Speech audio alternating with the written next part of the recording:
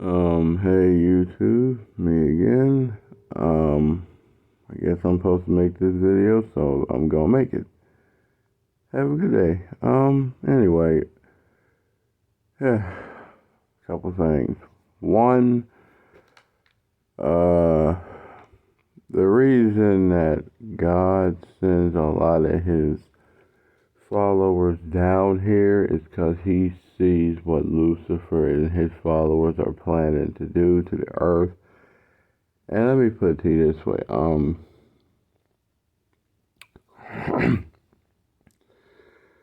the only way any spirit can come on earth, be it bad or good, is the humans have to be willing to follow that. But the only shitty part or the sad part is the spirit can't just come on earth as itself. It has to take a human form. And why? Because if it came on earth as itself, you probably would fear it, try to kill it, or worship it, but it's supposed to be a challenge basically, like let me put on this human form and try to persuade people without it being too obvious as to who I really am.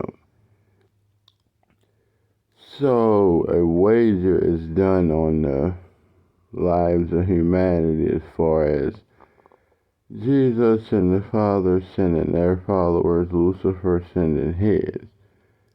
Here's the straight reality behind it. Now, God is sitting up above just watching and seeing what's going on. Lucifer, he's sitting down below watching to see what's going on. And the Father's like, okay, now since they want to try to go against me and try to manipulate people, let's go down there and try to persuade people the right way, which unfortunately, proper persuasion don't work.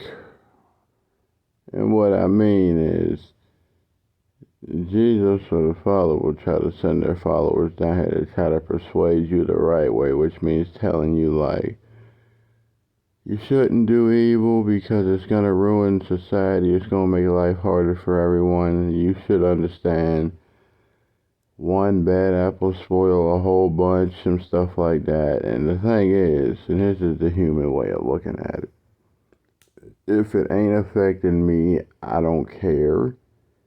You gotta get yours, I gotta get mine. If you get yours and I don't get mine, that's a problem. But if I get mine and you don't, if I get mine and you don't get yours, well, I got mine. And here's the biggest problem with this human flesh that you live in. It's molded to be corrupted. So by nature, you always choose wrong because you actually get something out of it. But choosing right means you don't, and you sacrifice your human life, and you lose more time behind it. So by nature, if Lucifer sends his followers up here, they're seeking to cheat and persuade you however they possibly can, while the followers of Jesus are trying to persuade you the proper way. And unfortunately, 9 times out of 10, Lucifer's followers are going to always win.